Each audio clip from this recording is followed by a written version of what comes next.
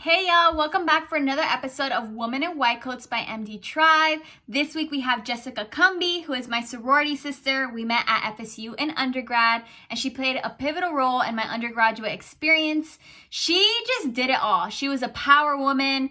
She graduated with her bachelor's in nursing and now is pursuing her nurse practitioner. She lives in Hawaii, living her best life in the Army with her husband and now expecting a baby. I'm so excited for her. She was heavily involved in undergrad. She did ROTC, she did the CARE program, and she was crowned FSU's homecoming princess. She's Puerto Rican and from South Florida, bringing all the spice to Hawaii, and I'm so excited for y'all to meet her. She is just so empowered and so amazing, and I love her so much. So without further ado, here's Woman in White Coats by MD Tribe.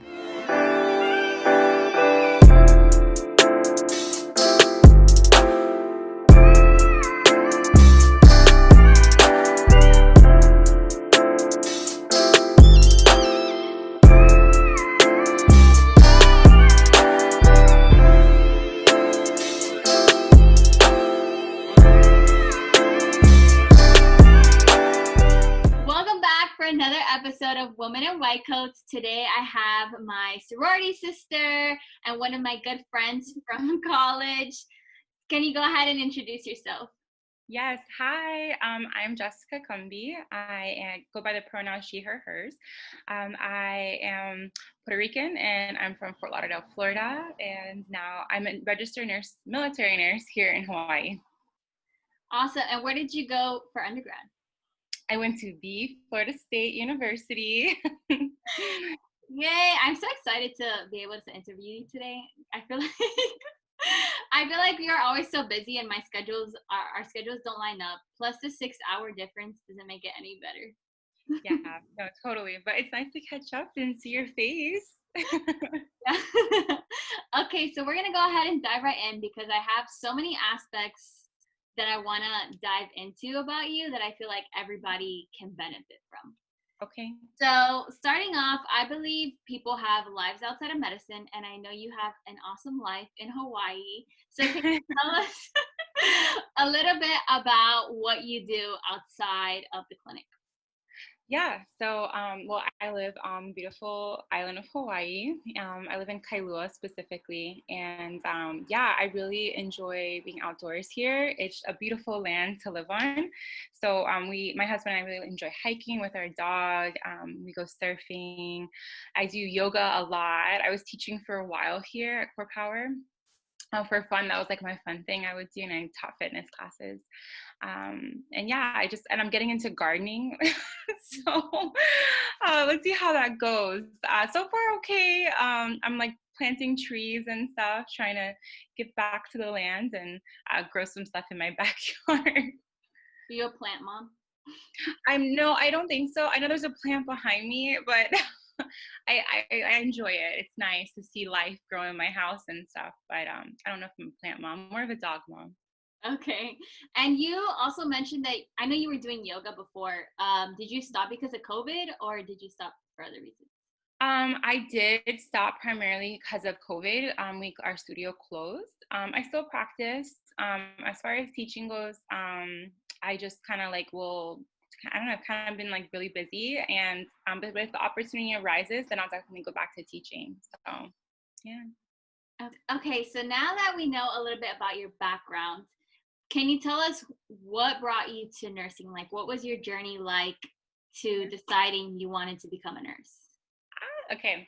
Well, I think when I was very little, I really wanted to be like in a medical field. I was introduced to a hospital setting very early on in life. And then I volunteered at the Joe DiMaggio Memorial Hospital in Hollywood, Florida.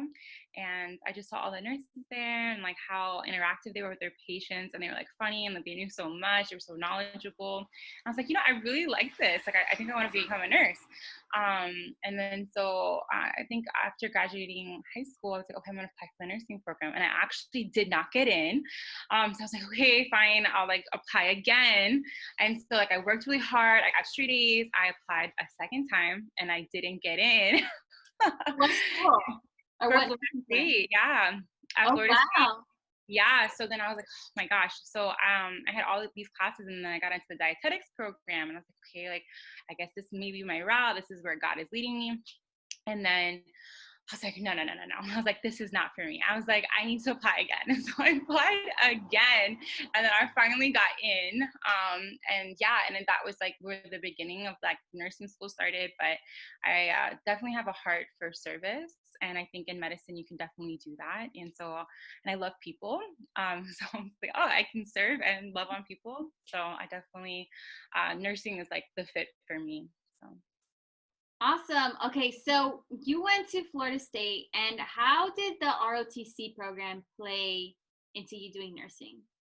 Yeah. So before ROTC, I was not into nature. I wasn't like none of that. My roommate actually talked to me about it, and she's like, I think you'd be really great. Like, you're really fit, and I can see you doing this, and it's like a lot of energy. I'm not an office job kind of person at all. I was like, okay, like I think this could happen. So I researched it, and then I went to talk to the recruiter, and he's like, yeah, we'll pay for your school, and we'll do all this stuff, and like the army recruiter stuff. And I was like, okay, like I guess. And then I like started the program with ROTC, and I was like, oh, and it was like definitely a learning curve. Okay. I think some of the guys were a little like hard and like kind of hard on me. They don't take me seriously. So I just like kind of was like a slower learner in ROTC because I was balancing all the things I was doing. And then it wasn't until like the beginning of my senior year, I went to camps before, and I really started to develop and understand my role as a future officer. And then, yeah, the ROTC program kept me in really good shape in college, kind of kept my sanity. And the guys and gals that I was with were really wonderful. So it was a good experience. Yeah, so it was nice. And that's where you met your husband. I did. Yeah, I met him in class. I thought he was so cute. Oh my gosh. He would not ask me out, and he finally did, and then the rest is history, I guess, right? And then you just moved to Hawaii together. Yeah, pretty much, yeah. So you also mentioned, okay, so ROTC was just one of like many, Yeah. many things that you were involved with. Can you tell us about your involvement and kind of like your extracurriculars and how that played a role in your development? Yeah. Well, I got into Florida State through the CARE program. So it's a first generation college program, and that was really amazing. It primarily focuses not just first generation, but it's a lot of minorities from all over the state of Florida. And that got me really involved and got me connected to a lot of organizations on campus. I did HLSU, and then I was doing like all these other little clubs, and then I did first responders. Oh my gosh, the list goes on. And then I started getting interested in Greek life, and then I joined Theta Nu Xi, and that was like great because they were multicultural, and I really loved all of that. Then I got into the Southern Scholarship Foundation, and that I think a lot of like all of my involvement was through like connections I made in college. So like definitely in college, I could make those connections. And then Theta Nu Xi opened doors, SSF opened doors, and then my senior year, I was really busy with like all of those things, and then I was like, oh, I want to run for homecoming princess. And I think I didn't tell a lot of people, very, like I could count on my hand people who knew that I was applying. But I was like, no, like I was really inspired by Misha Cummings. She was like the one right before me. And then Sarah Saxner, she actually went to my high school. And I just like knew these women, and I was really inspired by them. I'm like, I want to do that. Like, I want to trailblaze for other Hispanic women on campus to go for it. And so yeah, I did it, and I was so scared the whole time. Like it was, and then I won, and then that was really cool. And everyone was like really wonderful. All the girls and guys that were in it were really great. They were all like super involved and like really amazing. So yeah, I think that's pretty much it, I guess.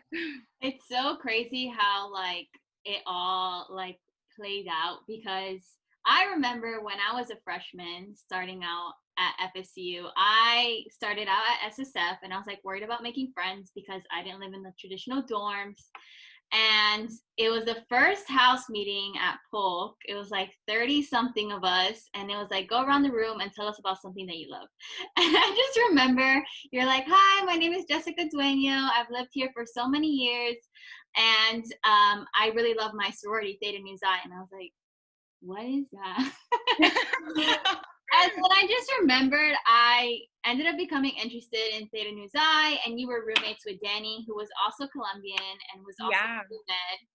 And then I just became close to Danny, and it was just like, wow, both of you played such a huge role in like what I ended up doing. Like, had it not been for you, I probably wouldn't have been in Theta Nu Xi because I would have Yeah. never heard of it, or met Danny, or gotten close to her. So it's just crazy how things play out. Oh, I love that. Yeah, right? People Yeah. are connected. And you were super involved, such a like, I don't know, I remember when I was a freshman, like looking at you, you were probably like a senior or a rising senior. Yeah, rising senior, yeah.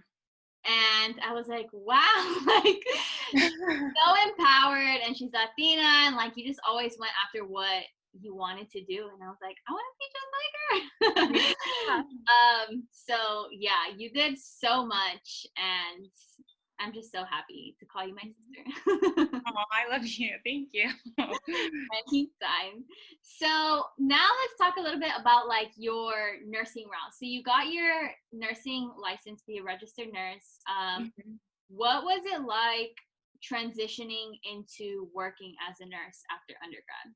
Oh my gosh. So yeah, it's definitely a learning curve. And it'll be the same when you start your interns, your internships and all of that. Um, so it I wasn't expecting it, what happened, like how quickly you had to really just apply everything you learned in nursing school. It's definitely high pace. It can be really overwhelming. It's a lot of critical thinking. So yeah, it's something completely separate from your studies, because now you have real patients and real life things in your planning and everything. But yeah, I just after I passed my NCLEX, I got a job right away, right before actually I commissioned. I was on a medical surgical floor, and it was a really high paced like floor. I had like 6 to 7 patients. I think I only actually oriented for 6 weeks, which was like crazy. Most programs you need 6 months, and I don't recommend anything less for any nurses who graduate. Always do 6 months or more. If not, run far away. Okay. Yeah, it was super crazy, really overwhelming. I actually was really stressed. But I rose from that. I definitely utilized like the nurses that were on the floor that I could trust and I could look out for. And it was a big growing opportunity. So yeah. And how long have you been a registered nurse? I've been a registered nurse now for 4 years, going on 5.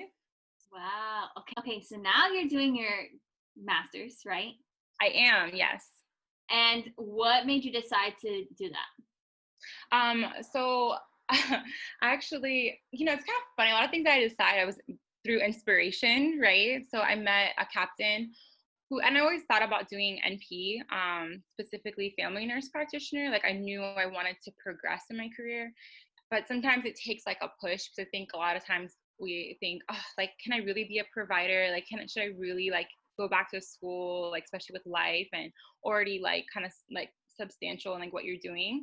Yeah. Um, but yeah, I met a captain and she was doing it and she was active duty. And I was like, I can do that. I can totally do that. So I decided to go back to school and pursue it. And I'm like, I can become a nurse practitioner early on as a nurse and pursue that route. So What does your schedule look like? Like, how do you balance that with yeah.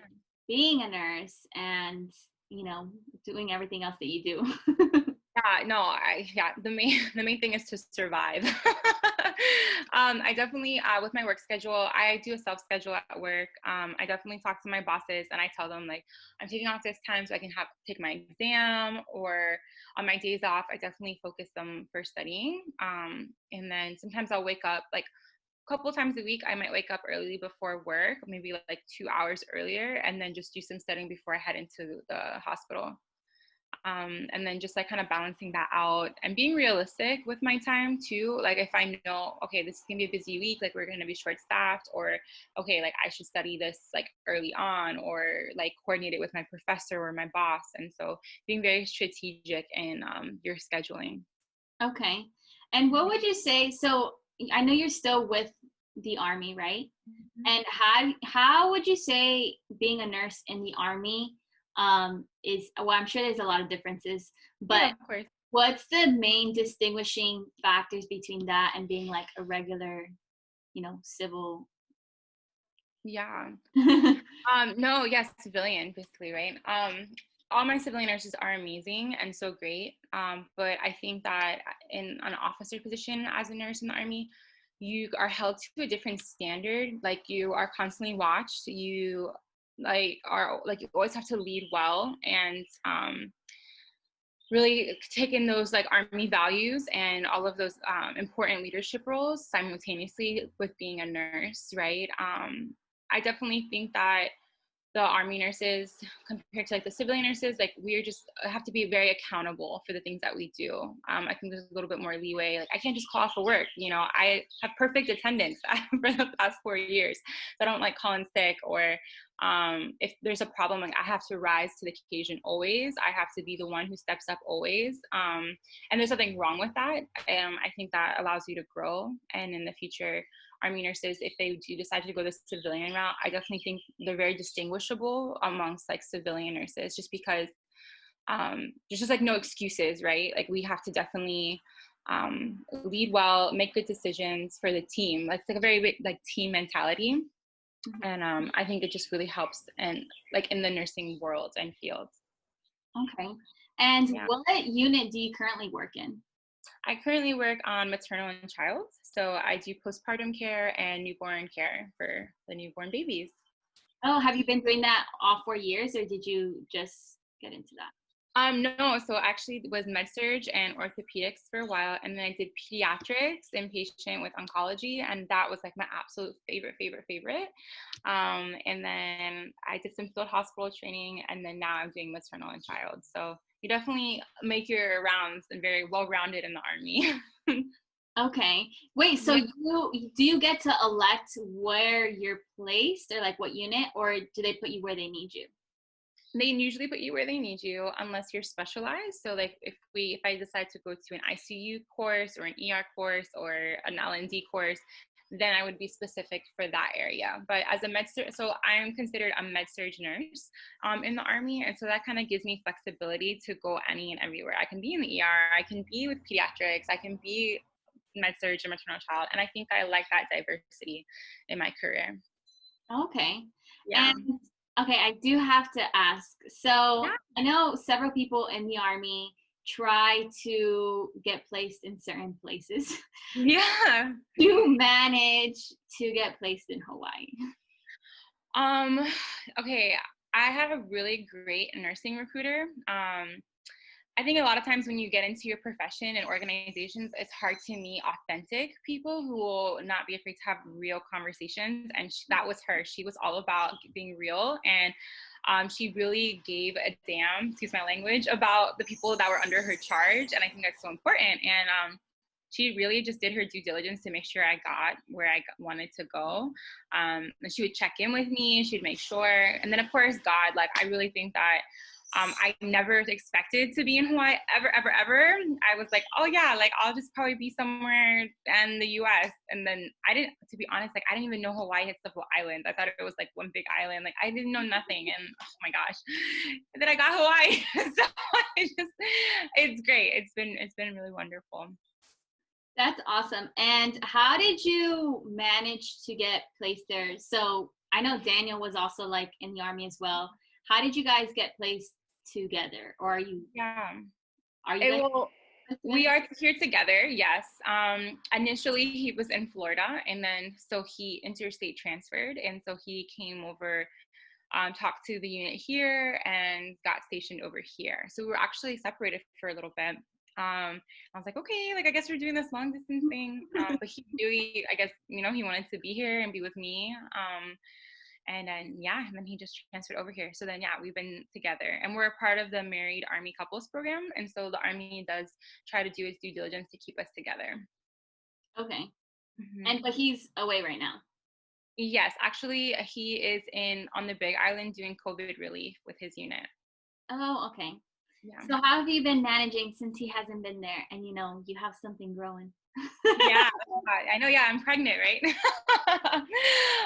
Yeah, no, I've been fine. I think that especially like dual military couples, like, or any military couple, it's really important to also be independent, because you're separated from your spouse frequently, more than the normal couple. And so I definitely think that being able to be independent and function and have like some type of order when your spouse just up and leaves randomly is super, super important. But yeah, we've been doing good. It's always kind of a change. I'm like, okay, like now I have to like walk the dog more, or like, I actually have to, like, figure out the yard work. And like now that we bought a home, like there's like more responsibilities that we shared, and I'm like, oh, okay, so I gotta figure all this stuff out. So that's fine. But it's been good. I miss him. And And do you feel like well, not only the army, but the place you're working at, are they supportive of like your pregnancy, especially since you're with school and everything? yeah, they've been really supportive.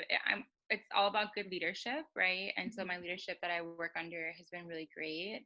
Yeah, they've been pretty supportive. That's awesome. Mhm. And this is like kind of random, but what are your top three favorite things about Hawaii? Because Hawaii is Oh, like at the top of my list of places to go. yes, come And visit. Come. I wanted to go this time, but then COVID happened. So, I know COVID happened for a lot of people, right? Yeah, so my top three things. Okay.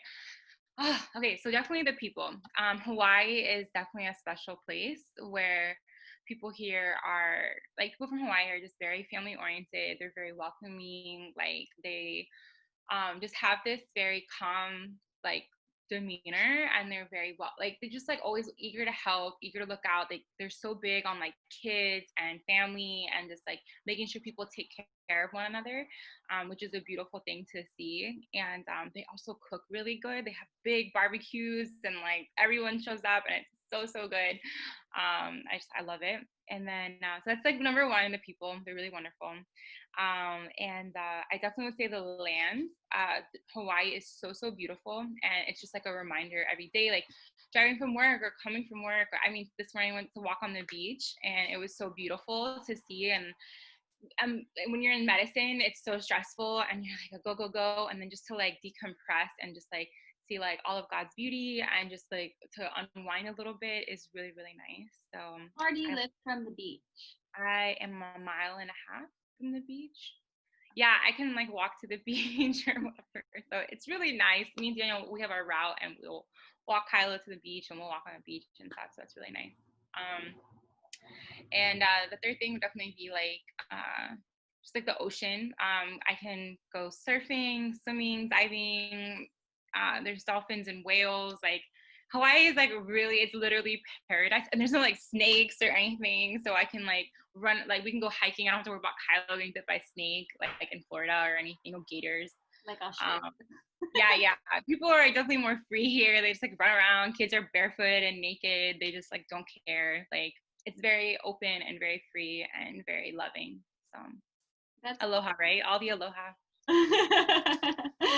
Oh my God, I want to go so bad. Come, I always tell you guys, I was like, come visit me. I have this house now with all this space, so you're always welcome to come and visit. I know, I definitely have to go. Okay, I'm heading into my last question. So, Okay. you told us a little bit about how you applied literally, what, 3 times to get into nursing school. Yeah. And you also were a part of the ROTC program, and you moved to Hawaii, and worked in a lot of different units. So what are 2 golden nuggets that you can offer to any student that's pre-health or pre-nursing? Like what would, like, if they could just hold on to that advice, what would it be? I definitely would say don't take yourself out of the game early. Any pre-med, pre-nursing, current nursing, it definitely is meant to like try to, not, I don't want to say break you, but it's meant to really push you and force you to have like good study habits, to just like work hard in your classes. And sometimes you can kind of be discouraged or feel insecure in the knowledge that you know, but just like trusting yourself that you know it, and just going for it, like, has really been a success factor in like the whole nursing journey, or in all these difficult classes that they place on your schedule, right? And the second one would definitely be to use your resources, both like with your professors, like with your like higher upperclassmen, things like Khan Academy or whatever it may be that may help you like study or just do better in all areas of nursing and pre-med. I definitely think that utilizing your resources is like a big deal. So yeah, I guess those are my two golden nuggets. Thank you. And yeah, I definitely would echo exactly what you said. I'm always reaching out to the upperclassmen in med school. And I definitely think like in any pre-health like career, the classes are weeding classes, and there's just like a lot of hoops to jump through. And I feel like only the strong survive. Really? Yeah. And you just can't be like, oh, like, I can't do, like, you got to tell yourself you can. You got to like hype yourself out because no one else is going to do it, right? Yeah. All right. Well, thank you so much, Jess, for interviewing with us and sharing all your wisdom and your whole journey and your ins and outs. And I wish you nothing but the best with your mini me that's going to come soon. It's March, right? Yes. Oh my God. It's going to like literally fly by. I know. I know. Yeah, it's like already 4 months. I'm like, wow. All right. Oh, well, thank you so much. Wait, so, oh my God, so she is probably gonna be I born don't know. I'll find out next in week. Hawaii. Yeah, they'll be born in Hawaii. That's crazy. I know. Oh my God, sorry, that just like literally like came up in my mind. That's okay. That's okay. Well, thank you so much, and we'll definitely keep in touch and keep being great, you health hero. Thank you. And wait, I really want to tell you that I'm so proud of you and like everything you're doing. Having this platform for women across medicine, especially minority women, is amazing. So keep doing what you're doing, and keep inspiring. So thank you so much. Thank you, Jess. I love you. Love you. Bye. Aloha.